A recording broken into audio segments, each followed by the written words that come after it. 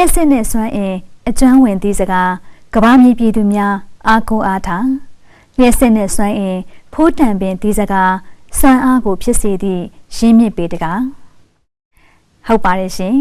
လျှက်စစ်နဲ့စွမ်းအင်ဟာနေ့စဉ်လူနေမှုဘဝအတွက်အလွန်အရေးပါတဲ့ကဏ္ဍကနေပါဝင်လို့နေပါတယ်ဒါကြောင့်လေလျှက်စစ်နဲ့စွမ်းအင်ဝန်ကြီးဌာနအနေနဲ့နိုင်ငံတော်ရဲ့စွမ်းအင်လုံခြုံရေး Energy Security အတွက်တာဝန်ယူဆောင်ရွက်နေတာဖြစ်ပါတယ်နိုင်ငံစီးပွားအထောက်အကူပြုစီမံကိန်းလုပ်ငန်းတွေကိုအကောင့်ထဲပေါ်တာနဲ့အများပြည်သူကိုဓာတ်ရိုက်အကျိုးပြုနိုင်တဲ့ကွစ်ကွင်းလုပ်ငန်းတွေကိုဖော်ဆောင်နေတာပဲဖြစ်ပါတယ်။နိုင်ငံတော်အစိုးရတင်လက်ထက်လျှက်စစ်နဲ့စွမ်းအင်ဝန်ကြီးဌာနကပြည်သူအတွက်ကြိုးပမ်းဆောင်ရွက်သွားမယ့်အကြောင်းအရာတွေကိုရိုက်ကူးတင်ဆက်ပေးလိုပါတယ်ရှင်။လျှက်စစ်နဲ့စွမ်းအင်ဝန်ကြီးဌာနဆိုတာနိုင်ငံတော်အတွက်ဒီ Energy Security ကိုဆောင်ရွက်ပေးရတဲ့အဖွဲ့အစည်းပေါ့။စွမ်းအင်ဖူလုံရေးစွမ်းအင်လုံခြုံရေးဒါတွေကိုတောင်းရင်ဆောင်ရွက်တာဖြစ်ပါတယ်ပြည်သူတွေအတွက်လက်စစ်နဲ့စွမ်းအင်ဖူလုံရေးကိုဆောင်ရွက်တဲ့နေရာမှာနံပါတ်1ပြည်သူတွေအနေနဲ့စွမ်းအင်ကိုဖူလုံပေါ်ပေါ်များများသုံးနိုင်ရမယ်အဲ့ဒီနေရာမှာအရေးသွေးလည်းဟောပါတယ်အရေးတွက်လည်းပါတယ်နံပါတ်2ကပြည်သူတွေလက်လန်းမီတဲ့ဈေးနှုန်းနဲ့သုံးစွဲနိုင်ရမယ်နံပါတ်3ရေရှည်သုံးစွဲသွားနိုင်မှုအတွက်အာမခံချက်ရှိရမယ်အဲ့ဒီလုပ်ငန်းစဉ်တွေကိုကျွန်တော်တို့ဝန်ကြီးဌာနကြီးကတာဝန်ဆောင်နေပါတယ်အဲ့တော့ကျွန်တော်တို့အစိုးရအသစ်အနေနဲ့တာဝန်စပြီးတော့ထမ်းဆောင်တဲ့နေ့မှာပဲနိုင်ငံတော်သမ္မတကြီးအနေနဲ့ပြည်ထောင်စုလွှတ်တော်မှာမိန့်ခွန်းတရားပြောကြားခဲ့တယ်။အဲဒါပြင်နိုင်ငံတော်သမ္မတဧည့်ဆောင်တော်မှာလည်းပဲမိန့်ခွန်းတရားပြောကြားခဲ့တယ်။အဲ့ဒီမိန့်ခွန်းနှစ်ရက်စလုံးမှာနိုင်ငံတော်ရဲ့လက်စစ်နဲ့စွမ်းအင်ခန္ဓာကိုအလေးထားပြီးတော့မှာကြားတော်တာရှိပါတယ်။အဲဒါတွေဟာဆိုရင်ကျွန်တော်တို့ဝန်ကြီးဌာနအတွက်တော့လုပ်ငန်းလမ်းညွှန်တွေပဲဖြစ်ပါတယ်။အဲဒါပြင်နိုင်ငံတော်သမ္မတကြီးအနေနဲ့အခါခွင့်တင်နိုင်ပြောလေးရှိတာအဲ့ဒါကတော့ပြည်သူလူထုရဲ့အကျိုးစီးပွားကိုထိခိုက်မှုမှန်သမျှဘယ်အကြောင်းအရာကိုမှလက်ခံမှာမဟုတ်ဘူးဆိုတာကိုပြောကြားလမ်းညွှန်ထားတာရှိပါတယ်အဲ့တော့ကျွန်တော်တို့လက်စစ်နဲ့စွမ်းအင်ဝန်ကြီးဌာနကလည်းပဲပြည်သူလူထုအကျိုးစီးပွားကိုရှေ့ရှုပြီးတော့နိုင်ငံတော်မှာလက်စစ်နဲ့စွမ်းအင်လုပ်ငန်းတွေဖွံ့ဖြိုးတိုးတက်လာဖို့အတွက်အစီအမံတွေချမှတ်အကောင့်ထဲပေါ်ဆောင်ရွက်နေတာပဲဖြစ်ပါတယ်။လက်စစ်နဲ့စွမ်းအင်လုပ်ငန်းတွေကရရှိစီမံဆောင်ရွက်ရတဲ့လုပ်ငန်းတွေဖြစ်တယ်။ငွေကြေးအရင်းနှီးများတယ်။နည်းပညာတွေလိုအပ်တယ်။အစီမံကိန်းတွေပေါ်ဆောင်ပြီးအကောင့်ထဲပေါ်ပြီးဆိုလို့ရှိရင်စွမ်းအင်ဖူလုံမှုလုံခြုံမှုဆိုတာဖြစ်လာတယ်။အဲ့လိုဆောင်ရွက်နိုင်မှုအတွက်ကြံစီကောင်းနေရှိရတယ်။အစီမံကောင်းနေရှိရတယ်။နောက်တစ်ခါစီမံကိန်းတွေအကောင့်ထဲပေါ်ရမယ်။ပေါ်ထားတဲ့စီမံကိန်းတွေကိုအောင်မြင်အောင်ဆောင်ရွက်နိုင်ရတယ်ဒီလိုချက်တွေနဲ့ပြည့်စုံမှသာလေခုနစွမ်းရင်ပူလောမှာဖြစ်ပါတယ်အဲ့လိုရေရှည်အစီအမံတွေနဲ့ဆောင်ရွက်နေသလို quick win လို့ခေါ်တဲ့ချက်ချင်းပြည်သူအကျိုးစီးပွားဖော်ဆောင်နိုင်တဲ့လုပ်ငန်းတွေလည်းလှုပ်ဆောင်နိုင်ရမယ်စွမ်းရင်ပူလုံမှုအတွက်ကျွန်တော်တို့ဆောင်ရွက်နေတယ်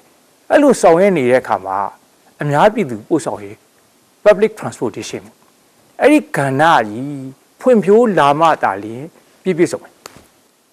အဲ့တော့အဲ့ဒီခန္ဓာကြီးဖွံ့ဖြိုးလာဖို့ဆိုရင်ကျွန်တော်လက်စစ်နဲ့စွမ်းအင်ခန္ဓာကြီးကအထောက်ပံ့ကောင်းကောင်းပေးထားနိုင်ရမယ်။ဒါရေးကြည့်တယ်။လက်စစ်နဲ့စွမ်းအင်ဝန်ကြီးဌာနအနေနဲ့ထိုက်တဲ့အထောက်ပံ့တွေပေးထားပါတယ်။ဆောင်ရွက်နေပါတယ်။သို့တော်ဒီတဲ့ဖွံ့ဖြိုးဖို့လိုပါတယ်။နိုင်ငံတော်သမ္မတကြီးအနေနဲ့ကလည်းပြည်သူအားကိုးယုံကြည်ရတဲ့အသေးပို့ဆောင်ရေးစနစ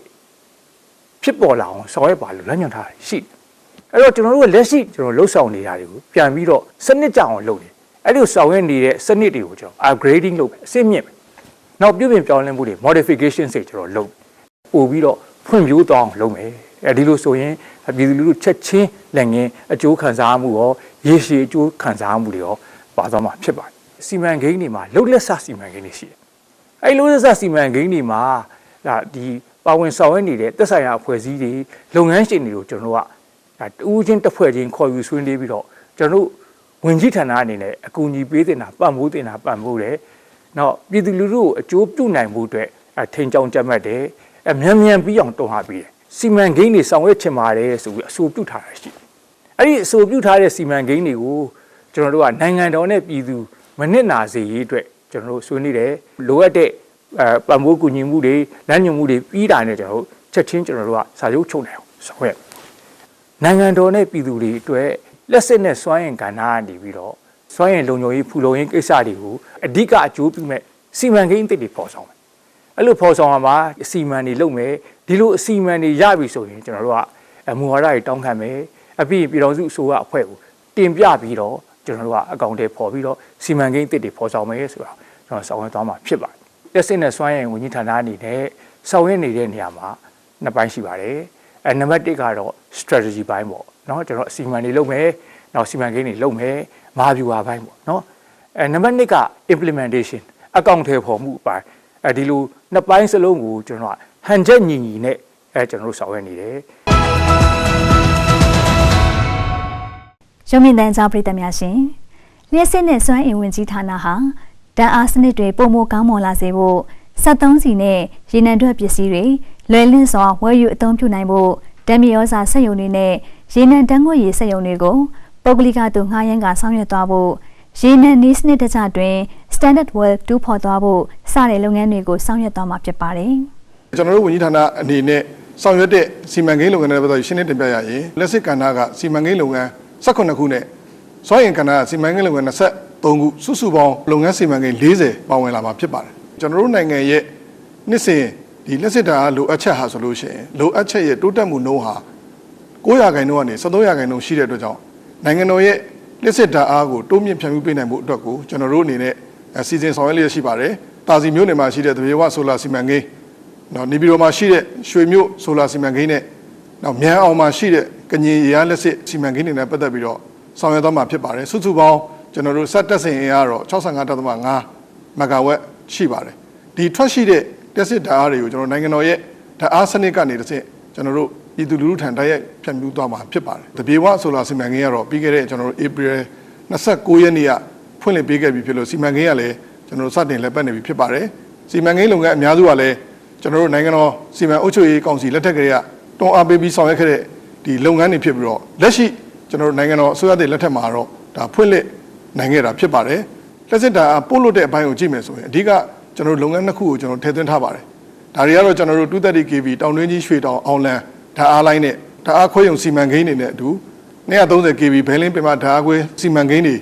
ဖြစ်ပါတယ်အဲ့ဒီမှာလည်းကျွန်တော် transformer နဲ့ဆက် switch bay တွေကိုတိုးချက်တက်ဆင်တိစောက်တဲ့စီမံကိန်းတွေပေါဝင်ပါတယ်ဖြန့်ဖြူးရေးအပိုင်းမှာကြည့်မယ်ဆိုလို့ရှိရင်လည်း33 kV ဓာတ်အားခွဲရုံတွေဖြစ်တဲ့နောင်ချိုဖျားကြီးခွဲရုံတာဝတိခွဲရုံနဲ့ပြင်စီခွဲရုံတွေမှာ transformer တွေနဲ့လက်စစ်ပိုင်းဆိုင်ရာတွေကျွန်တော်တို့အင်အားတိုးမြင့်တက်ဆင်ပါမယ်ဒါအပြင်အကျန်းဖက်ဒီကြောင့်ပျက်စီးခဲ့ရတဲ့3311 kV ဓာတ်အားခွဲရုံတွေဖြစ်တဲ့ဒီရာတန်းရှည်ဓာတ်အားခွဲရုံ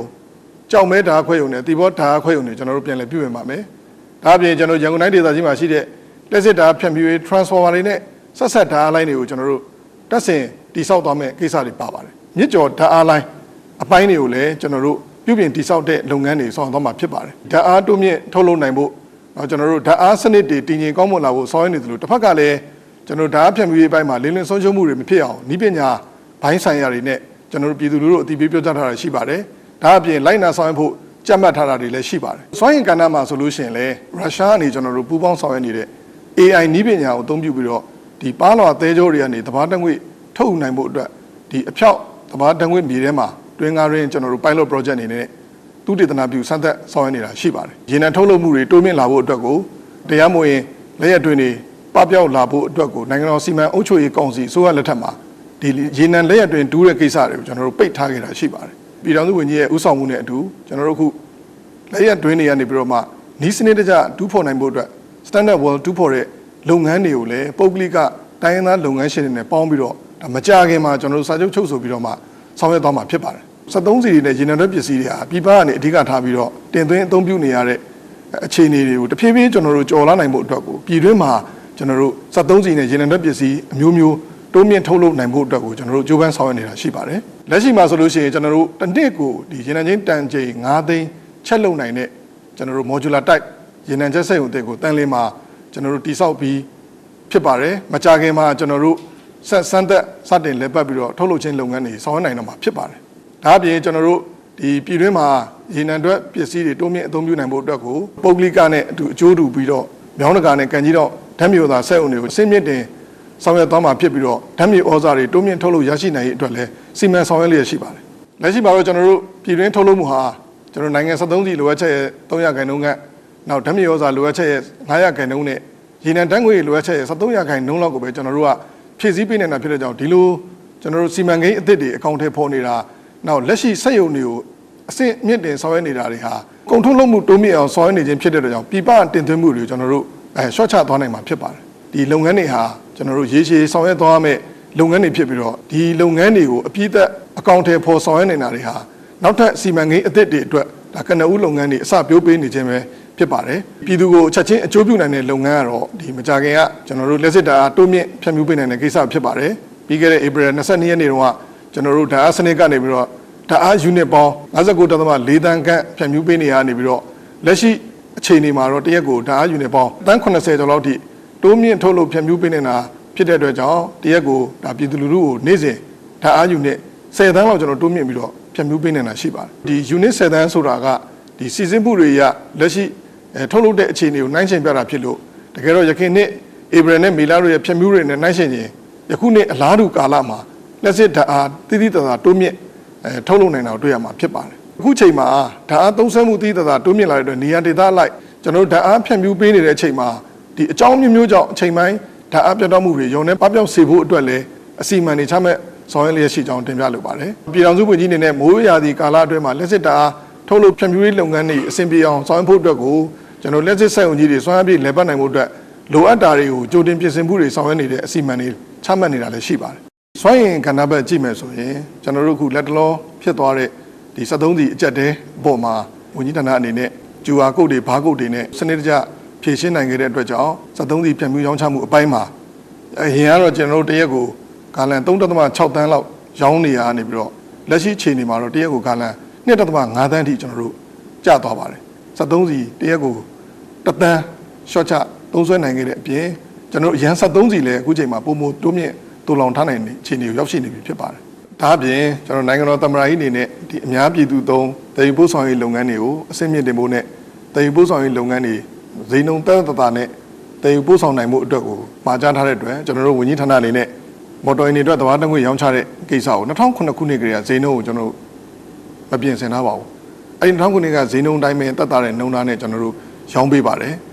်ရောင်းပေးတဲ့အတွက်ကြောင့်လည်း CNG taxi ကားတွေကယာဉ်စီးကားကိုလည်းတင့်တဲ့ဈေးနှုန်းနဲ့မျှတစွာကောက်ခံနိုင်ဖို့အတွက်ကို